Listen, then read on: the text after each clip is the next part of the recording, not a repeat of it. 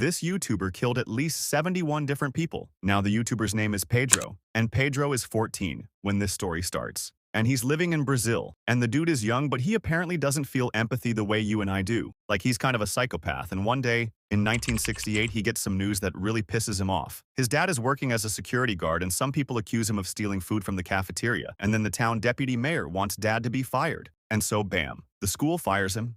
And this really upsets Pedro, like he can't just let this slide. So he then tracks down the deputy mayor in front of the town hall, and he pulls out a shotgun.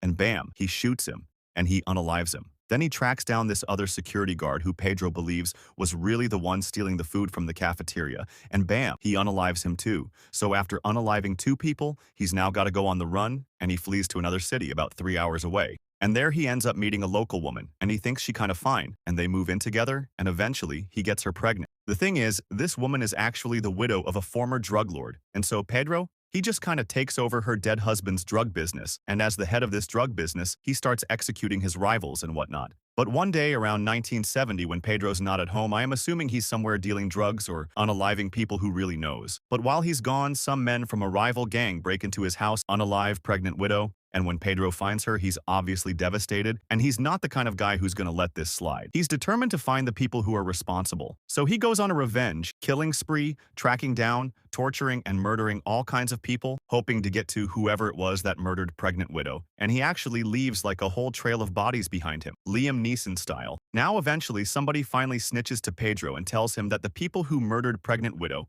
were a local drug gang. So Pedro and 4 of his homies pull up to a wedding that the leader of that drug gang had organized. And Pedro and his boys are armed. And bam, bam, bam, bam, they spray the whole place with bullets. And they unalive 7 people and injure 16 other people at the wedding.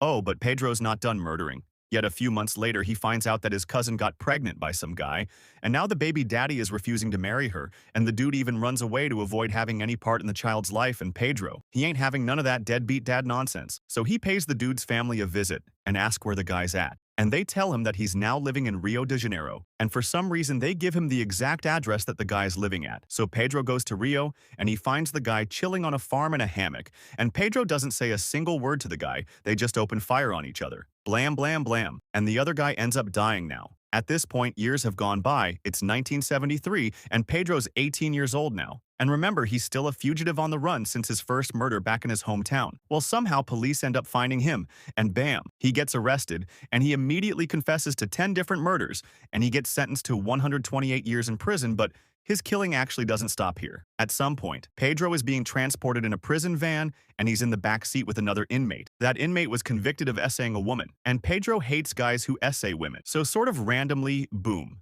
he attacks the guy and he strangles him to death, right there in the vehicle. I mean, he's already in prison for life, so he might as well just keep murdering. So from here, while he's locked up as a prisoner, Pedro continues to murder his fellow inmates, but, you know, he mostly kills other murderers and drug dealers and people who committed crimes against children. Basically anyone who he thinks does evil things like Dexter. But it's not just that he kills evil people. Like at one point, he also murders his own cellmate because his cellmate was snoring too much, like Jesus, dude. Anyway, at one point, he becomes friends with this other inmate, and then he finds out that the reason the guy's in prison was because he unalived his own sister. And even though Pedro considers this guy a friend, he still has, I guess, this code of ethics that he lives by, where he has to kill bad people, so he beheads this inmate friend of his with a knife. Another time, someone informs Pedro that a few inmates are planning on jumping him, so he buys a knife off a prison guard, and when he goes out to the courtyard one day, suddenly boom, he gets ambushed and jumped by 5 inmates, and with his knife he just bought bam. Bam, he stabs 3 of the inmates and kills them. So some more time passes, and Pedro's like 20 years old now,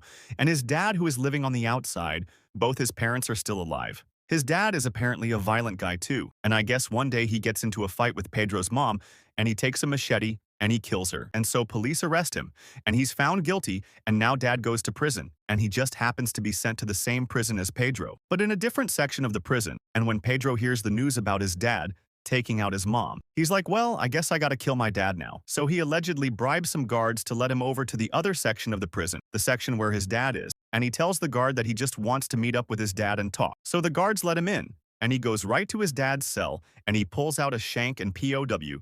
He stabs his dad over and over again until his dad is unalive. Then he removes his heart from his dad's chest, and he takes a bite of it and chews it. But I'm not even sure if that's the craziest part. Because here's the craziest part: in Brazil, they have a maximum sentence law. So during this time, no matter how long your prison sentence is, you're only required to serve a maximum sentence of 30 years after that. The system is required by law to release you. So fast forward to 2007, and Pedro is 52 years old now, and that's exactly what happened. Even though he was convicted of 71 murders, including people he killed on the inside, Pedro gets released, but see, he can't keep his shit together for long. Cause, he's just not that kind of guy. So in 2011, he's arrested again and he goes back to prison. But then in 2018, he gets out again, and he's like 64 years old now. Now at this point, the guy sort of becomes a local legend. Like, I guess he becomes known for killing so many bad guys. And so Pedro decides to start a YouTube channel, and he sort of becomes a YouTuber. Like, he makes vlog-type videos, and he posts videos of himself hanging out and just, like, doing stuff. He finds religion. Like, here's a video he posted of himself getting baptized. He also makes a TikTok account where he now has 400,000 followers. Damn Pedro.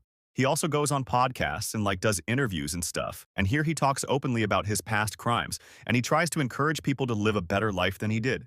However, unfortunately for Pedro, soon enough his past actions catch up to him, because one morning in 2023, he's at a relative's house hanging out on the porch, and suddenly, a black car pulls up, and two masked men get out and blame. One of the men shoots him 4 times, and then they take a knife and they finish the job. And so, Pedro is unalived, and to this day, police, they never found who his killers really were, or why exactly Pedro was targeted. But I assume it has, something to do with his past.